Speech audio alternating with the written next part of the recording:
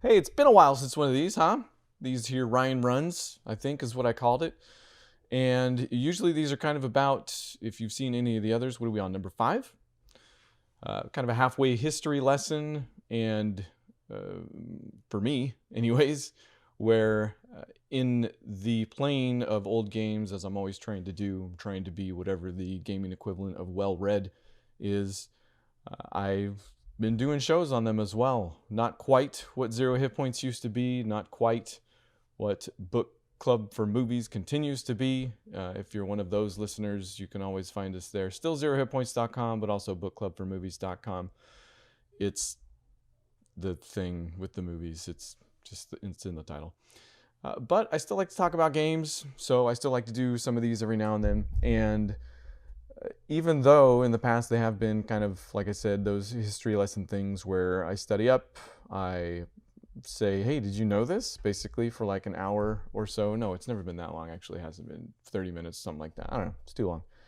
This time it's going to be, I think, a little bit more traditional in that I've been playing games, continue to play games, and continue to write down notes about them. You can't see them, but I'm pointing at them like they're just off camera or off microphone if you're listening to the audio version of this, which is also possible. I put it up on the Zero Hit Points podcast feed. If that's where you've ever been before, that's where you can continue to go.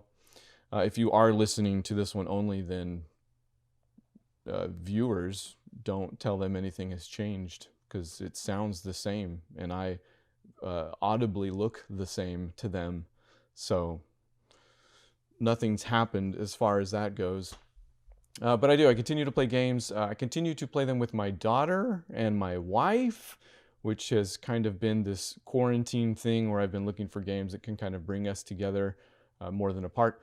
And if you're interested in some of that stuff, go back and listen to the previous shows where I think I talk a lot about that. In this show, which still sounds insincere, in this podcast, surely I can elevate it to that level, even visually.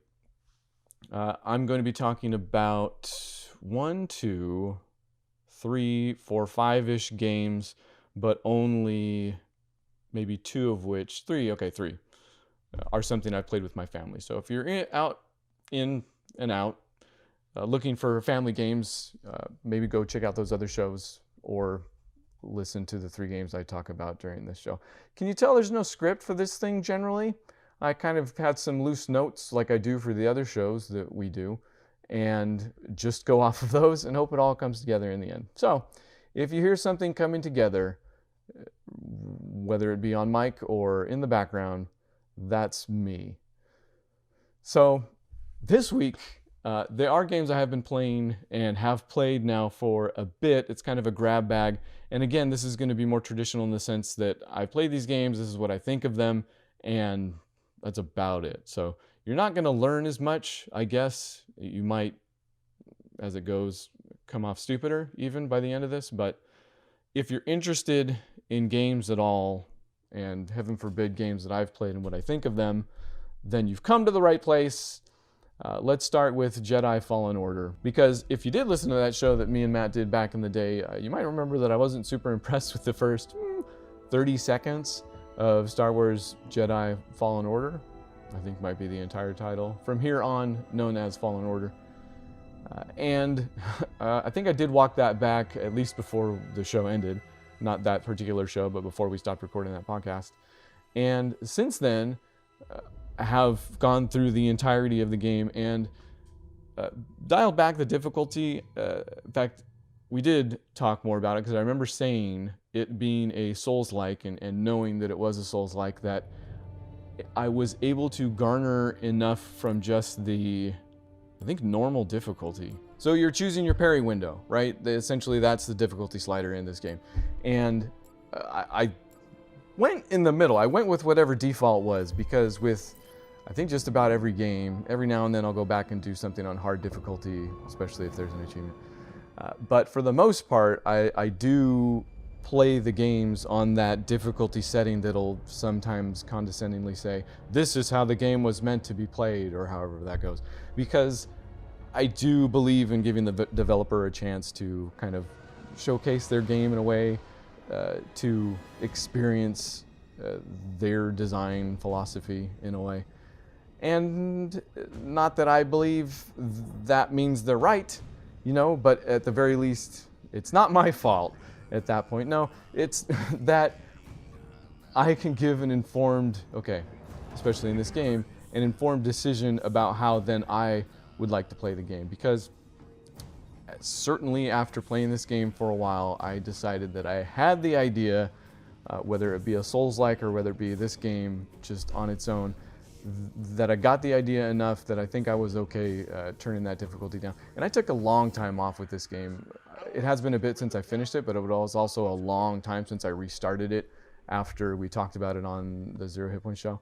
So I wasn't necessarily interested in restarting or relearning, and I had definitely gone far enough that it was becoming a hurdle again. So I dialed it all the way back to whatever, again, condescending difficulty now said, story time, lame-o, or however that goes. So from there, that's going to be my opinion of this game. And while I'll give it some leeway, of course, since, again, I'm basically just turned on story mode here, I don't think it mattered much for me. Again, this is how I play games. Again, this is why I'm talking about Souls-likes, even though I shouldn't be, because to some extent, I understand the impact they've had on gaming, and I mean, this game being proof positive of that. But I understand that they're not necessarily for me. I've kind of always shied away to some extent from overly difficult games. In most cases, I do appreciate the challenge sometimes, and I do like to kind of dip my toes into different genres for that reason, but I also value story maybe a little bit more. Maybe I'm just a little bit more of a story guy over a gameplay here and there. And certainly with a Star Wars game, although I will say, as far as Star Wars games goes, this is up there, man. This is, what have I played? Force, what was the 360 one? There was 1 and 2. Star Wars, Jedi, Star Killer, Cash In. That was the name of the dude. Anyway, the 360, there was 1 and 2. Oh my god, I'll have to look it up. Force Unleashed. Remember those games? I played the first one, never played the second one, although I heard it was serviceable. But also, I'd say the first one was serviceable. Good enough, certainly. I had enough fun with it, I remember. And then, it goes on from there. I even played Pod Racer and enjoyed it. I don't think I played any on the Nintendo or Super Nintendo. But probably doesn't enter into this conversation. Anyway, so, for my money, this is one of the best Star Wars games that has been. Easy difficulty or no. And even that first 30 seconds that I wasn't so impressed with, yeah, it got better, crazily enough.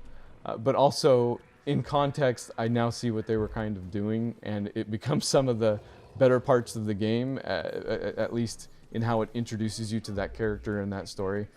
And what that character and that story are is kind of another thread that I've come to really enjoy when it comes to Star Wars. And I came pretty late to the Star Wars train. I had a friend in high school that liked it, and so I started liking it. So I didn't get the toys when I was a kid even or anything like that. I got the toys when I was in high school, still in a box. So maybe because the franchise is just so dang old, or at least has been mined to the core, it seems, over and over so many times, I think what we're seeing lately are just these kind of splinter stories that are really hitting home for a lot of us. And if you want to, I guess, get into this a little bit deeper, I think it was the last TV volleyball, which I won't explain, but that me and Matt did on Book Club for Movies, where we talked about The Mandalorian Season 2. But the theme that I'm seeing over and over with games like Jedi Fallen Order, with The Mandalorian, with Rogue One, a movie that came out probably like 30 years ago at this point, is that they are doing stuff on the fringes of the universe that I never knew I wanted. And it's kind of reinvigorated the franchise in a way. I'm still the weirdo that can have fun with the new Star Wars mainline movies, Issues aside, again, you can go listen to what me and Matt had to say about, what was the controversial one? Last Jedi? and whatever. But Jedi Fallen Order does essentially that. It takes kind of all of these threads and ideas that the franchise has dealt with for years and built them out into areas that you kind of never considered. Like, if the Force exists, then surely it's existed for all time, and there have been races besides the Jedi or whatever that have focused on it. And they go back, and there's this entire, I think it's the Zepho, something like that. You go into these old ruins and kind of learn about them. And the writing maybe isn't so deep, but the world building is first class, and it's done in a way that kind of makes you dorky again for this whole thing. That's what Star Wars Jedi Fallen Order made me dorky for Star Wars again, in a weird way. There's this whole level about saving a big bird on Kashyyyk, and if that sounds a little too tree huggy for you, I think that's another great part of this game, because for all the kind of fan obsession with Jedi as space cops, sure, that's kind of fallen out of favor and become less interesting in recent years, but also it doesn't change kind of everything that's ever been written or said about the Force itself, that it runs in and through and whatever. So of course it's going to be more on the tree huggy side than not, right? So that level, that whole mission is just fantastic. I don't think I pulled any footage from it, so you might not see any in the corner, but maybe I'll steal it from somewhere. It's just great. Old news, you say? That game's been out forever, and the sequel's probably halfway done by now and about to be announced or something like that. Sure, it's not going to get any better from here on out. So what about Human Fall Flat? And if you thought I was either overqualified or trying too hard talking about Star Wars Jedi Fallen Order, here's me incredibly underqualified and probably not trying hard enough to talk about Human Fall Flat, which from the outside looking in looks like maybe some sort of streaming type Twitch phenomenon, because it's it's one of those games. Okay, my history with these games is basically, and when I say these games, again, unqualifiedly speaking of games that may or may not actually be like this or have some sort of, I guess, Twitch following, but I guess what I might mean actually is younger following. So this is old man yelling at cloud / video game Ryan. Maybe? Because I'm not talking bad about this. I'm just open to not understanding it in a way. So Human Fall Flat, to me, from the outside looking in, kind of looks like, you know, your Goat Simulator, which I have played, Surgeon Simulator, all those games that kind of, okay, very literally, it looks like Gang Beasts, or maybe even more newly, what is that, the PS4 multiplayer thing, Fall.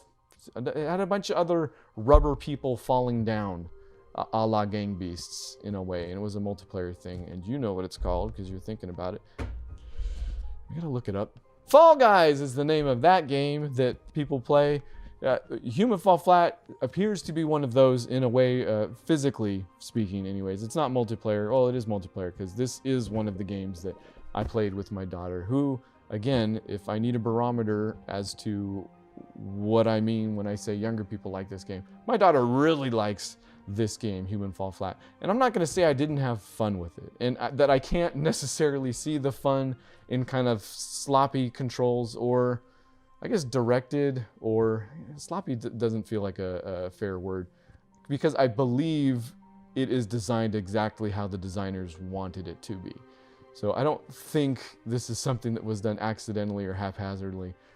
I believe they nailed what they were after. It's just that they were after these funny rubber people that move in very particular ways. You know, like the controls are not...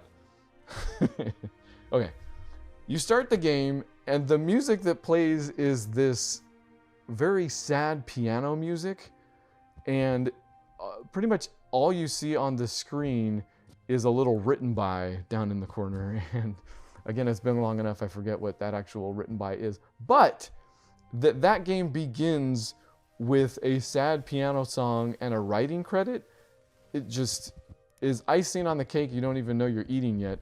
because you start the thing and you indeed do fall flat immediately and commence learning how to traverse the levels, which by the time you're through the whatever 10th level, 12th, you realize that you took the long way around on every single level, because you can pretty much just climb up or fudge your way through the entire thing in a bunch of different ways you never realized until then. Again, hard to explain, but probably by design in a way. It is largely experiential, and I know every game is experiential, but this is certainly a game, Human Fall Flat, that you're meant to feel your way through and add your own meaning in a way. You know, it's like eating something that's got 3 ingredients in it and then talking about it for 15 minutes.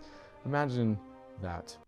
Last 2 games I want to talk about are philosophically different, and it was fun to me to kind of cement some thoughts that I've been having over these past, let's say, 3 to 4 years, as games as a service has been blowing up and maybe receding at this point. I don't know, after stuff like Avengers, and I feel like there was another, I guess Anthem, if you want to even go back then.